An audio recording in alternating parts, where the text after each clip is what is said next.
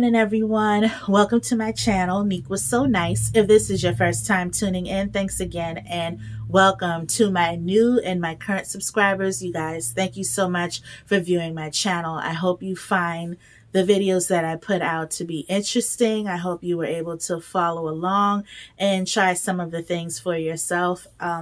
Thank you to everyone that took the time out to look at my most viewed video, which is my head wrap tutorial. I will be coming out with more, guys, as soon as this storm blows over, both literally and spiritually. I just wanted to do a bit of an update while I did have him out. This Monday, I brought mom home from her adult daycare. Great daycare, has a good time, everything. But I noticed she was coughing a bit more. She does deal with COPD. Thankfully, she's not on oxygen, but she does take medication to, help manage it.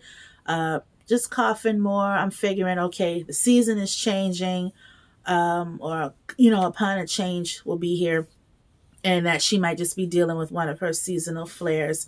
I told myself I'm going to go ahead and reach out to our primary to see if he can do a sick visit. They didn't have anything available that next day, which was Tuesday. So I said, well, just to be on the safe side, I will go ahead and make an appointment with the Minute Clinic, CVS Minute Clinic, for her to get a test and just to see if they can look her over. But given her history and the fact that last year she did deal with COVID as well as myself, but it was really, really rough on her, I was like, you know what, this might be a bit more than a Minute Clinic visit, and I know that for my remembrance, they don't have a x-ray machine or anything there. If they do, forgive me, but I said I'm just go ahead, take her to the ER. Took her to the ER. They ran tests and things like that, did a chest x-ray, nose swab, and mom did have COVID again. Pretty devastated about that because I know the last time she had it, it was really rough on her. That was the first time that she dealt with it last year. I'm thankful that she wasn't hospitalized. She possibly could have been, but I think with her oxygen looking the way that it did and just being proactive and prayer, most importantly, she was able to come home. Now, we did do a couple of ER visits. That was last year when she dealt with it because I was a bit, uneasy with how her oxygen levels were looking, but they put on some good meds, gave her nebulizer treatment or prescribed one, and she came through. Her recovery was kind of slow and go again because she is 79 and deal with other pre-existing things. So but this time it was a bit milder, not extremely mild, but it was better than what it was last year because that was a horrible experience. So mom is dealing with it again. The next clips that you will see are the medicines that she is currently on. Again, I just wanted to share it with you. For anybody that, of course, is, know a word of prayer, continue to keep us in your prayers. She is doing better, thank God. She did have a bit more of an appetite yesterday. Got up this morning, got one of her Boost drinks that she likes, her very vanilla Boost drink. I was glad about that. So I'm just praying and just keeping her on her medicines, giving her breathing treatments and such. So again, I thank you to all of my subscribers, those of you that took the time to view my channel. I will be coming out with more videos. I don't want to give a false hope to anything, but I am glad that you are here. I am thankful that you took the time out, and I do hope that you enjoy the content that I put out. But right now, of course, this is what is needed of me and what I have to do, and making sure that my mom is okay, making sure that she's resting and getting her strength back up, and just strategy from here, because whenever she deal with any type of changes, be it daycare changes, any type of things with her health, anything that would make her uneasy or, pose an opposition of course, I'm a do my best to roll with the punches. For those of you that may not know, I am my mom's caregiver. She does deal with vascular dementia. She was diagnosed back in 2010. At that time, I was much younger than, I think, like 26, 27. She was in the care of another. That changed when the management changed, retirements occurred. So it brought mom home around in 2017, and I have been going ever since.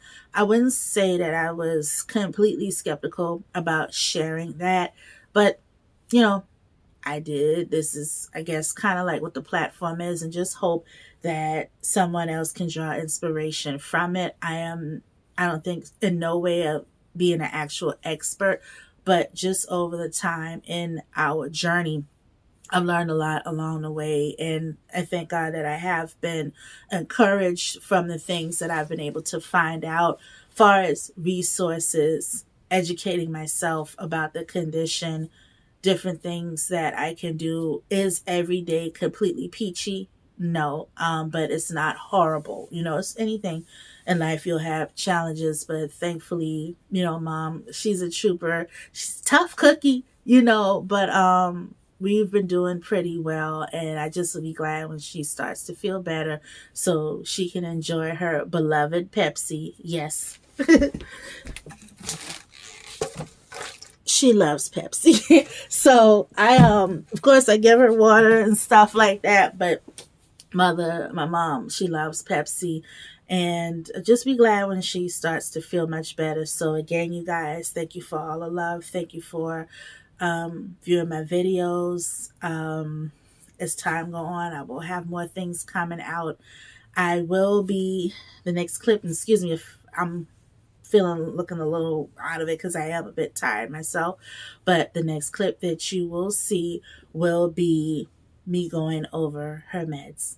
I did want to add, when mom went to the ER last year for the back-to-back visit, it was because of how she was sounding, and that was my first ordeal with dealing with COVID. She had it and I got it as well. But what initiated or prompt me to take her to the ER, like again, how she was sounding, because the first time we went to one of the emergency rooms downtown that's affiliated with the hospital that our doctor is under. We were there like 8 hours, and I was like, this is so ridiculous. I'm thinking, she didn't get any other kind of medication to like help with anything. I think they probably gave her fluids or something. I can't remember exactly, but they prescribed some stuff later on. And I'm like, when I brought her home, she still was, sounding the way that she was. The oxygen was looking the way that it did. And when I took her back to another emergency room closer to us, it was discovered that she did have pneumonia at the same time as having COVID. And it's my understanding that's not unlikely, especially when mom, has dealt with pneumonia before in the past. So at least with this visit, and if I didn't mention, sorry if I'm all over the place because I am a bit pooped, I don't have COVID. I did test yesterday negative. I'm going to take a test today. I did one at home, so they are accurate, because when I dealt with COVID the last time, it showed up at a home test, at a center or whatnot, but I am still currently negative. But I will say, like with mom, when she went to the ER this time with the chest x-rays and everything, they did not see any signs of pneumonia. Thank God, just the COVID in itself. And I will be so glad when this thing is gone.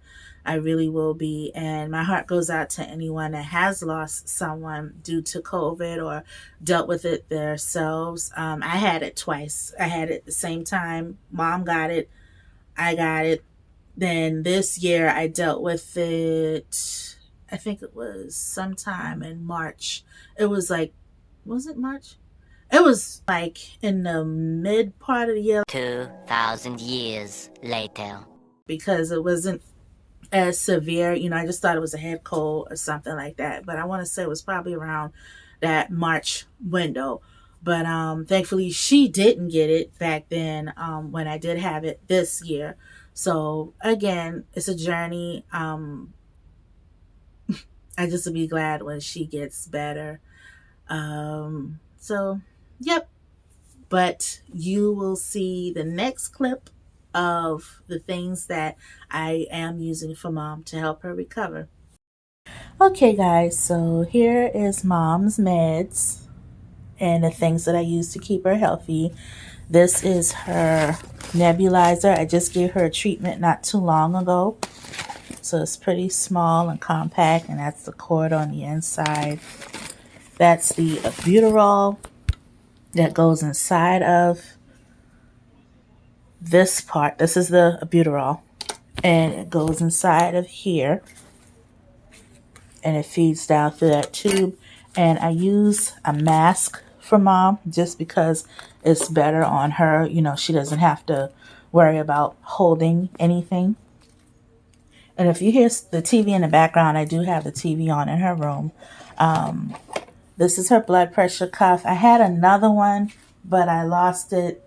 Then I found it, but I bought this in the midst of that. So I use this for her because she does deal with hypertension.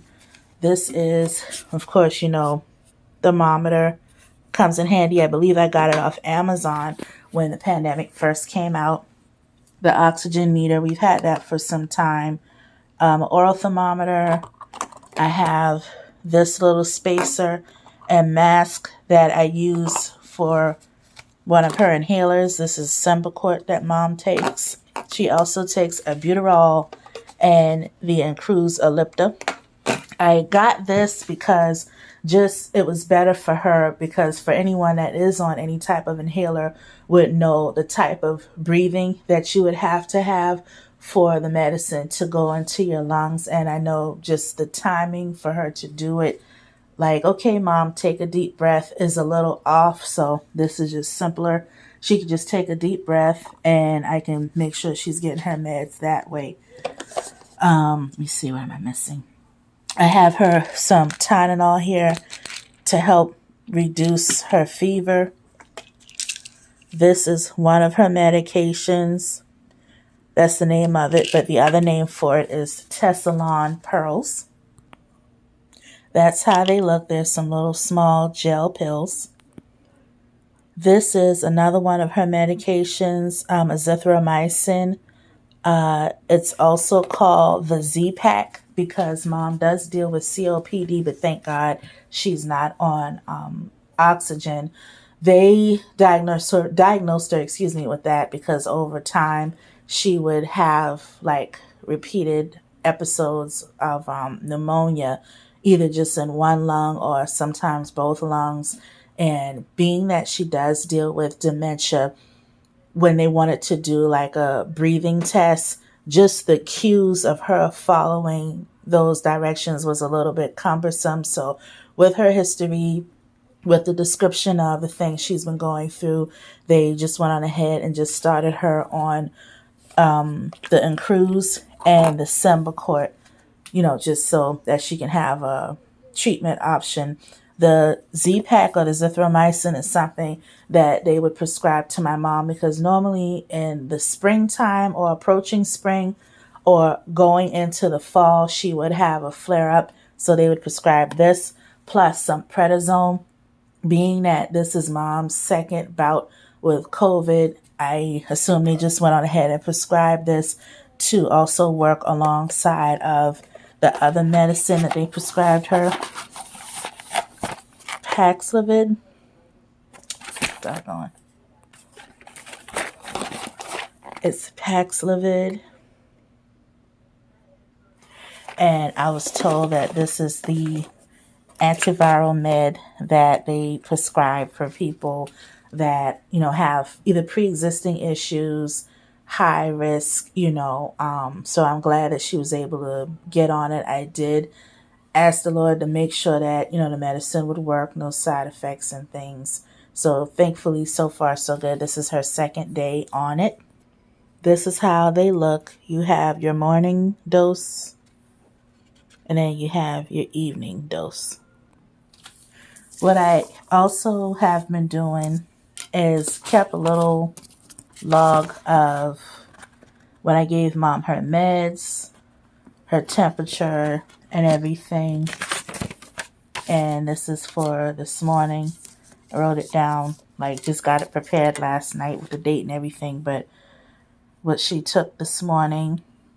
So this is her setup. Again, I'm thankful that it's not as bad as it was the first time, but it is still a very horrible virus that's out here. I don't know when God is going to let this thing pass over, but thankfully she's home. She didn't have to be admitted. I just pray that, it'll continue to be that way. She's in good spirits. Thankfully, yesterday had more of an appetite, and she got up this morning and got one of her boosts as well because she loves those. But what I did recognize or realize with the Plaxavid, this is the instruction sheet. They have a list of medications to either avoid while you're on it, and somewhere on here they also have I think if you're taking any type of vitamins, magnesium, stuff like that, to either halt it for the moment. So I'm mindful, even with her boost that she takes, she likes to drink, that does have a lot of vitamins in it. I spoke to the pharmacist and the physician that saw her, or at least the nurse at the time. They told me to space it out. Like if mom takes her medicine in the morning, like she does, at least wait a few hours or a couple of hours at least, because she's just getting her little appetite back. It's not as robust as it was before, but wait a little minute, wait about 2 hours, then give her a boost because it has so many vitamins, and I wouldn't want it to counteract with this med. So guys, this was my little station that I had since last year. I got some gloves, got some disinfectant, and some masks back there. I just kept it tucked under this little bench, because it's just neatly tucked away. But I got things everywhere in the house. And this is a bag of masks that I picked up last year, as a matter of fact, from this place called Amazing Bins, not too far from where I live. I had some of the regular masks in there, and then these are the N95 masks. I have some sanitizer around. They're always either in little spots throughout the house. See, I even have one hanging off of my purse. And this is a test.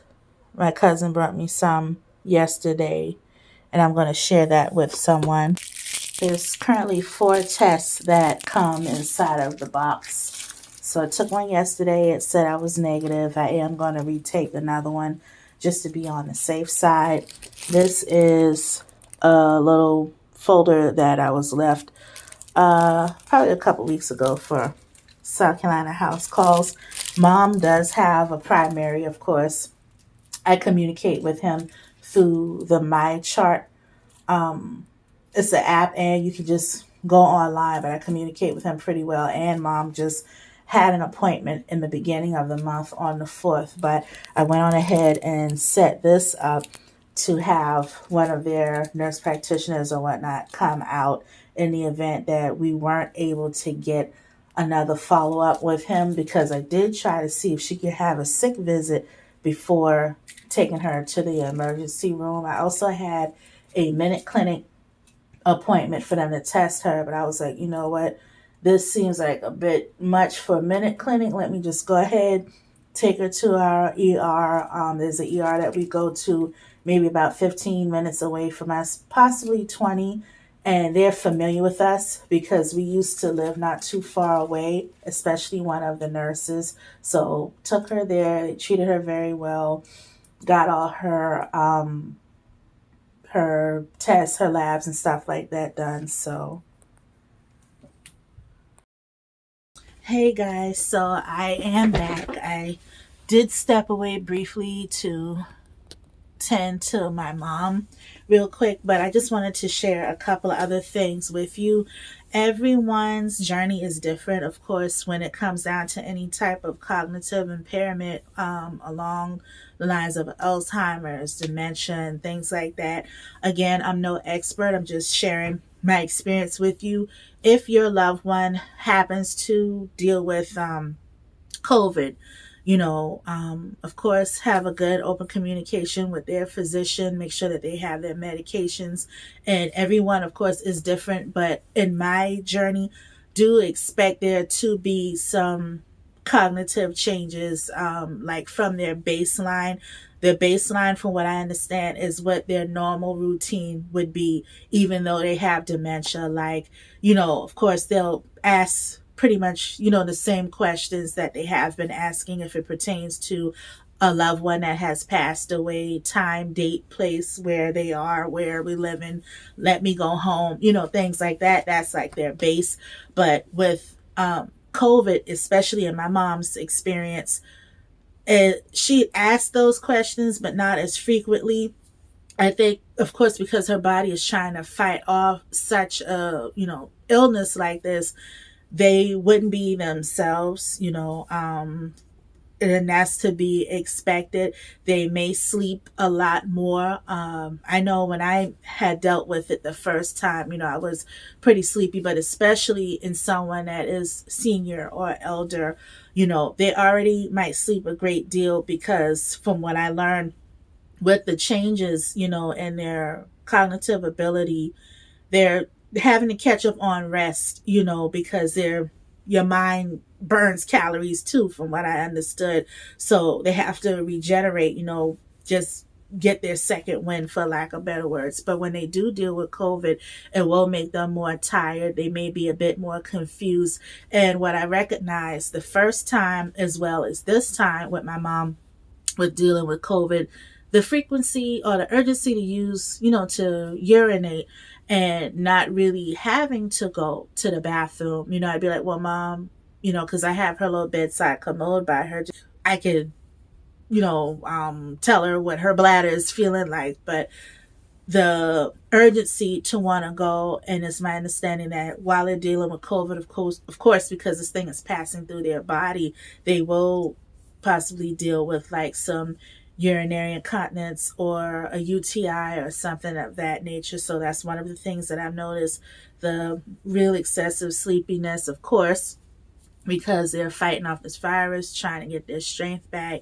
Um, Additional confusion away from their baseline. So, not to tell anyone not to be alarmed, but in my journey, and anyone else that may have dealt with this with someone that does have an impairment like that, it's kind of normal.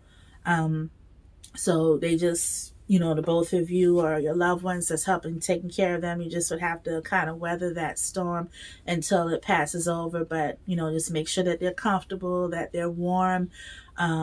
Try to encourage fluids, drinking some fluids as much as possible. Mom, the first day of it, didn't want to drink as much, but I just tried to make sure that she get some sips throughout the day: water, possibly some apple juice. Try to make sure that it's room temperature, especially if they're dealing with COVID, because of, you don't want to give them something too cold to irritate their lungs. And from what I understand, like the broths and things like that, of course, if they are or needing to be on a low sodium diet, if they have hypertension, diabetes, things like that, you would check with your physician. But I would have her drinking some like room temperature apple juice, some, cool, not excessively cold water. Try to encourage some broths, some Gatorade. I had another type of electrolyte drink. It wasn't like Gatorade, Powerade, but I had that. Trying to encourage her to just keep the fluids in them, because they will sweat, get cold, sweat, get cold, or at least that's again what I've experienced with my mom. And you want to replenish what they lost during the sweating process. So, those are just the things that I wanted to share. If there's anything else that I've forgotten, you may see it off to the side, in the captions or whatnot. But I thank you again for tuning in. I pray that everyone is doing well and staying safe during this hurricane season. Stay prayed up, be encouraged, know that you are important, you are loved and appreciated. God bless. See you soon. Hey y'all, so here is another little piece of equipment that I forgot to show you. Mom got this, I want to say it was last year as well. I think they call it a breath meter. If I'm wrong, forgive me. But what will happen is she will breathe into this part here and measure, I guess, how far this little tab here on the side will go up. So the indicator is off to the side. That's the arrow. And as she breathes in it, it just will help strengthen her lungs. So once she's, start getting her strength back and getting out of the woods with that, I will most definitely start her on using this.